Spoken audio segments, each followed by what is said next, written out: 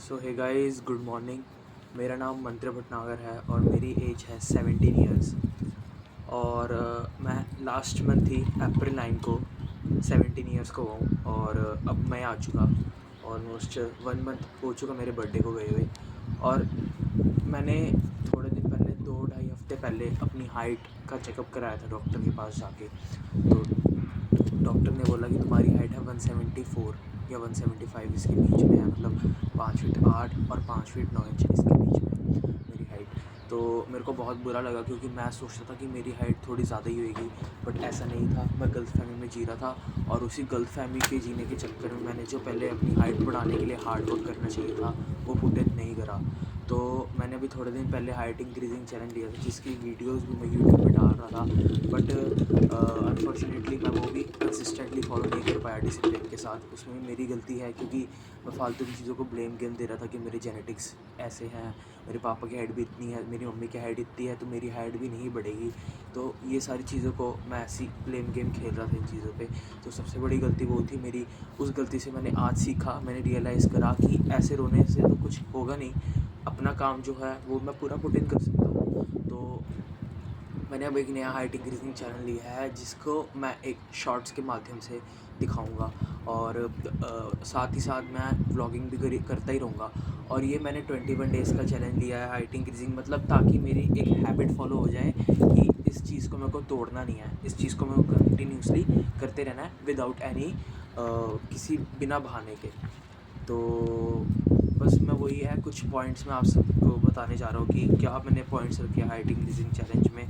तो मैंने सबसे बड़ा मैंने 21 दिन का चैलेंज लिया है और ये मेरे को 21 दिन तक रेगुलरली करना है, जिसमें स्प्रिंटिंग 10, 11 या 12 ये करनी है रेगुलर। और वो भी जहाँ मैं पहले करता था पिच पे, वो भी 50 से 60 मीटर की जगह है जिस पे मैं स्प्रिंटिंग करता हूँ। हैंगिंग करनी है मेरे को 30 सेकंड्स के 6 सेट्स। और जब मैं धीरे धीरे उसमें अपनी स्ट्रेंथ इंक्रीज़ कर लूँगा तो मैं उसको 7 तक कर दूँगा। स्ट्रेचिंग करनी है 20 मिनट। और स्ट्रेस को कम करना है, क्योंकि मेन है क्या है, जब बॉडी में कोर्टिसोल हाई होता है जो कि स्ट्रेस हार्मोन होता है, जब वो हाई होता है तो आपके जो HGH हार्मोन होता है ना, ग्रोथ हार्मोन बेसिकली, जो आपकी हाइट इंक्रीजिंग में हेल्प करता है, वो कम हो जाता है। तो जिस वजह से आपकी हाइट मैक्सिमाइज नहीं हो पाती।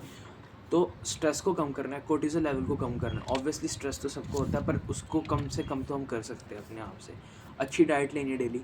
और अच्छी डाइट का मतलब ये हाई प्रोटीन डाइट, और इसमें भी कोई वो नहीं होनी चाहिए कि ये बहाना वो बहाना, मतलब हाई प्रोटीन डाइट लेनी है बिना कोई प्रॉब्लम के। हाई प्रोटीन डाइट लेनी है।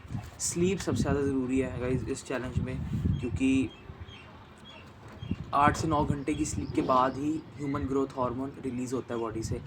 स्लीप को निगलेक्ट करूँगा तो हाइट नहीं बढ़ेगी, क्योंकि इतनी सारी एक्सरसाइज करने का कोई फ़ायदा नहीं होगा क्यों, अगर स्लीप नहीं बढ़ी होएगी तो।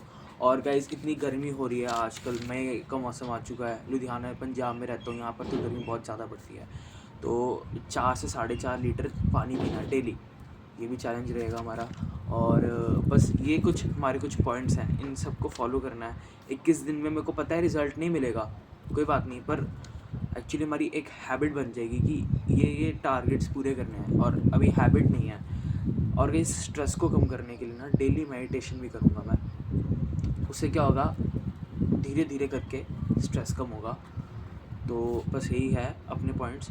और कोई बात नहीं, हम अचीव करेंगे, जितने भी होगी हम करेंगे ट्राई पूरा अपना।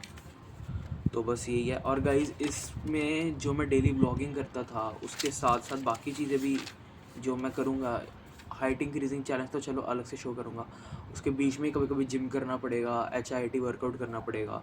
तो ये चीज़ें भी करनी पड़ेंगी मेरे को। तो चलो, all the best to me. I hope कि मैं ये चैलेंज को फॉलो कर लूँगा। तो फिर चलो फटाफट अब हम चलते नीचे, धूप बहुत हो रही है।